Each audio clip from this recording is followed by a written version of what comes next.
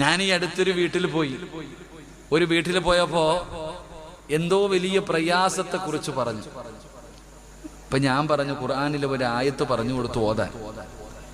അള്ളാന്റെ ഖുർആനിലെ ഒരു ആയത്ത് ഓതാൻ പറഞ്ഞു കൊടുത്തപ്പോ ഉസ്താദെ എനിക്ക് അറിയത്തില്ല. ഞാൻ പറഞ്ഞു എന്നാ ഖുർആൻ ഇങ്ങെടുത്തോണ്ട് വാ, ഖുർആൻ ഇങ്ങെടുത്തോണ്ട് വാ, ഞാൻ കാണിച്ചു തരാം. സുബ്ഹാനല്ലാഹ്, ഖുർആൻ എടുത്തോണ്ട് വരുന്ന രംഗം കാരണം ഇങ്ങനെ തട്ടുക.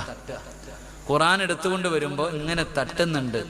പടച്ചോൻ എന്റെ കൈയെ കൊണ്ട് ഞാനത് തുറന്നപ്പോ സുബ്ഹാനല്ലാഹ്, ഉറുമ്പ് ഇങ്ങനെ മണ്ണ് വെക്കൂലേ, ഉറുമ്പ് ഇങ്ങനെ ഖുർആൻ മണ്ണ് അതിനകത്ത്. സുബ്ഹാനല്ലാഹ്, നാലിച്ചയ്ക്ക് അതിന്റെ സൈഡ് മുഴുവനും പോയി തിന്നിട്ട്.